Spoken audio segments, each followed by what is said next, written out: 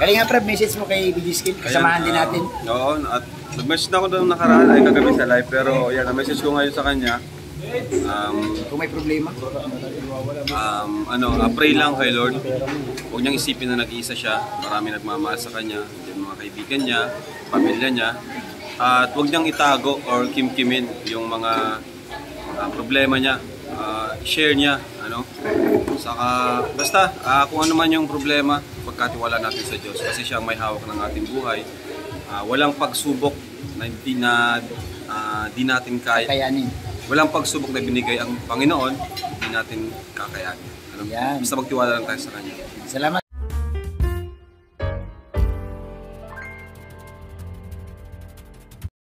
Dok, ano problema?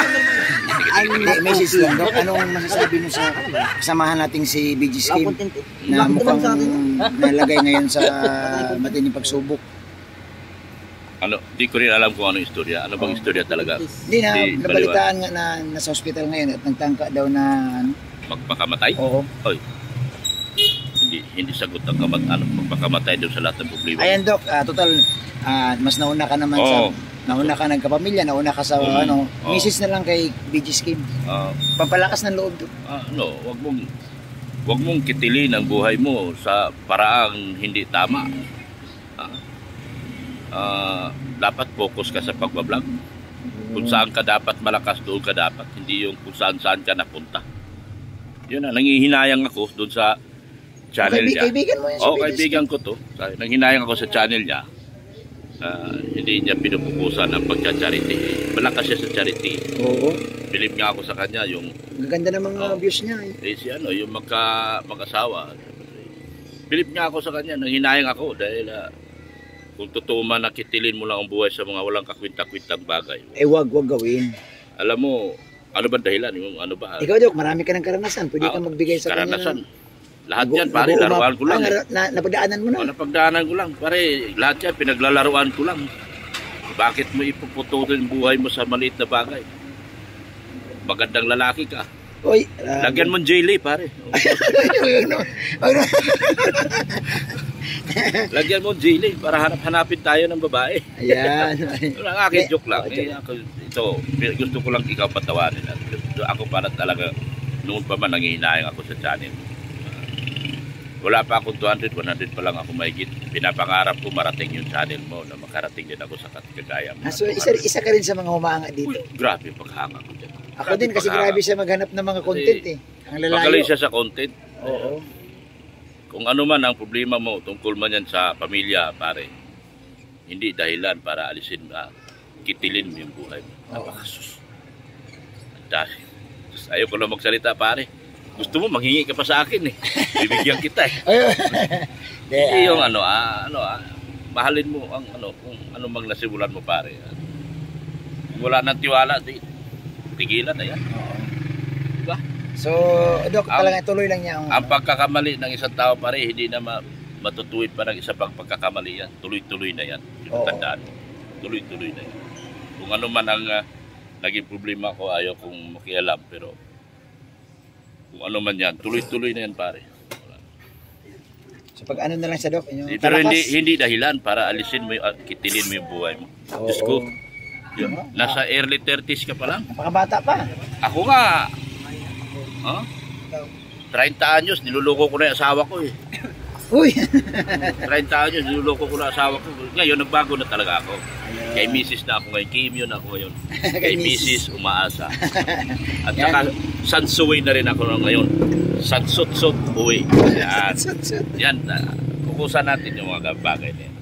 Ayan, Dok, salamat Dok sa message mo kay BG Skin. Wala akong binanggit na kung ano man basta dapat magpalakas lang siya. Palakas ka.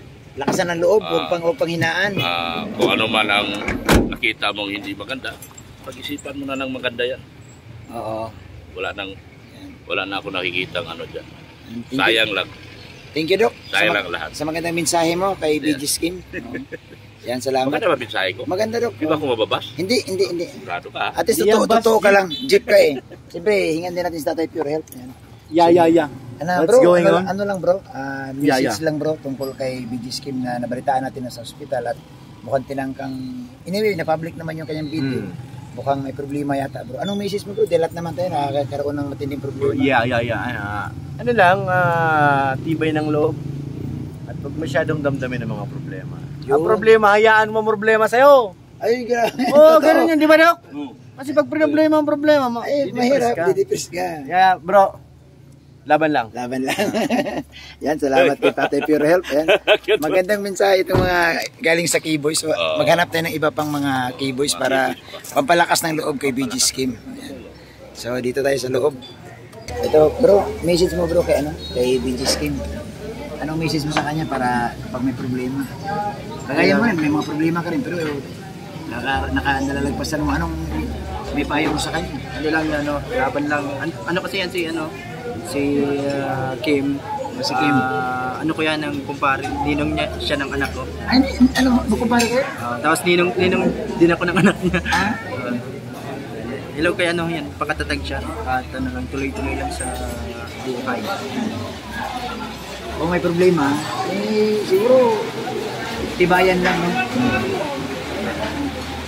Sige po, mga kalingap, sabi ni Papa Franz, yan, Kuya Kim, naku, Kuya Kim, idol ka pa naman namin dahil ang gaganda ng mga vlogs mo noong araw, noong umakit ka sa bundok at tumatawid ka ng isla. Nag-viral ka, kaya huwag mong gawin yan. Nandito pa ang Team Kalinga para pwede mong kausapin. Andyan ang Rochelle, yung mga tropa mo nandyan, kausapin mo lang. Huwag kang magmukmuk sa bahay, kasi pag sa bahay ka lang mas madali kang mapagod sa problema. Ikot-ikot ka, kagaya kay Tatay Pure Help, kahit ang problema umikot-ikot siya. Saka sabi niya, labanan daw, hayaan daw problema sa'yo. Yan!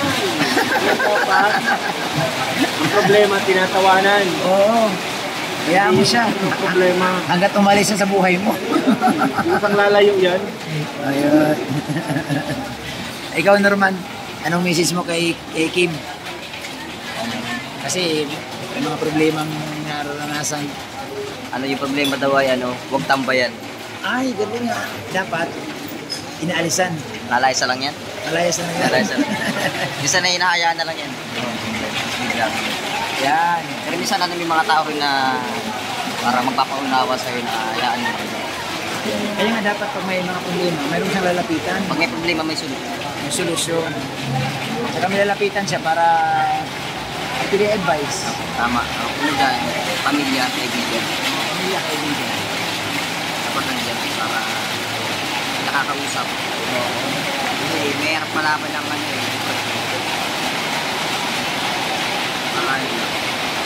Thank you, kay Norman.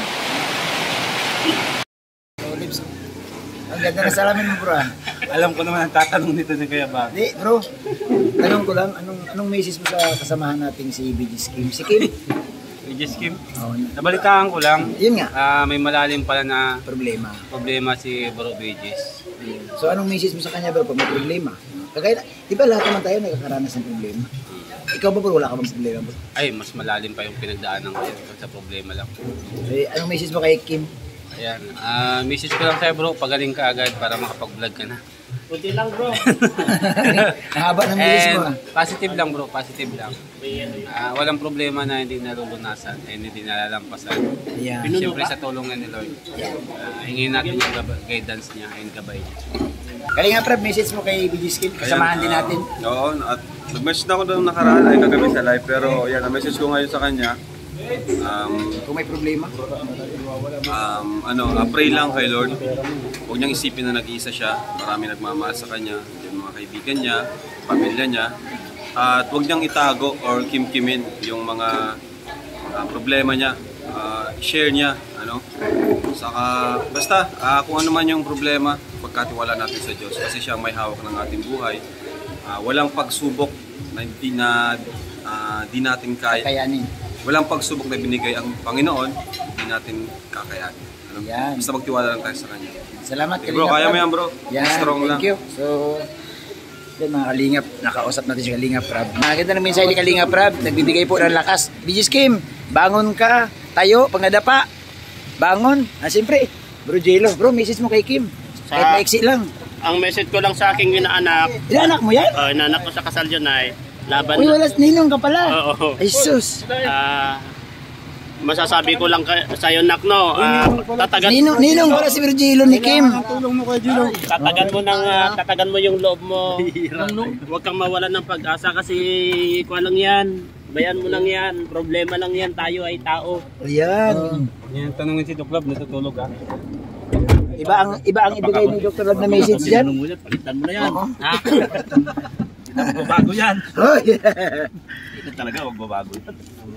May message din ni Kalingap Derek kay BG's Kim, bro. Ay, payo ko lang bro sa'yo bro, pray lang. At lahat naman ng pagsubok ay may kapalit na kaginawahan yan. Basta't wag lang tayo makakalimot sa Panginoon. Pag may problema, tawagan mo lang siya, magdasal ka lang. Kasi ang dasal ay yan ang pinakamabisang sandata po natin sa lahat ng pagsubok. Yun. Salamat, bro. Dasal lang po, dasal. Salamat. Siyempre, si Kalingap Ido rin. Kalingap Ido. Message mo kay Kim. Bakit anong panang May problema, so parang mabigat na problema, bro. Ang message ko kay BG's Kim ay iba-voice message ko na lang. Ha? Sige. Joke lang po. Kay BG's Kim sana ay ano lang. Pray lang tayo. Huwag din tayo mahulog ng ating lakas. Kasi sa Diyos, walang kayang hindi sagutin ng Diyos. At gawa ng paraan. At yan, laban lang. Huwag kang papanghinaan ng loob. Salamat. Kalingap Ido. Siyempre yung batch ni BG's Kim. Batch ni BG's Kim si Carlitos eh. Batch mo. Ayun, yung pinakaunang Kalinga partner eh. Ito nga, di ba isa siya mga dumating sa'yo? Yan, BG's Kim. Lahat naman ng problema yung mga solusyon. So, tayo, madali lang tayo wala tayo sa sitwasyon ni BG's Kim. Pero, unawain na lang natin. Patawanin mo siya, bro. Kantahan mo, kantahan mo. May isang malupit na kanta. Yung akala ko ikaw ay akin. Kala ko ikaw ay akin. Ayun, joke na BG's Kim. Nagdodoko ka. Ayusin mo yung kanta mo na. Ayan, dito namin ang message na to ay suporta sa'yo, BG's Kim. Patawanin mo ha, patawanin mo lang. Totoo sa aking paningin. Ganda ng boses. Ayan. Kantahan na lang yung kundi ngayon ang panahon. Ayan. O sige, kantahan mo dyan. Kung di ngayon ang panahon na para sa iyo. Ganun pa rin binago mo lang. Huwag maiinip dahil ganyan ang buhay sa mundo. Huwag mawawalan ng pag-asa, darating din ang ligaya. Nakikita tayo dyan. Ang isipin mo'y may bukas pa na mayroong saya. Ibang klase magawa ng parking. Biguan ay hindi hadlang upang tumakas ka. Huwag kang iiwas pa nagbibigo, dapat na lumaban ka. Ay, grabe. Ang kailangan mo ay isang red horse. Joke lang yun. Ba't napunta sa Raiders? Joke lang yun. Ay, salamat po.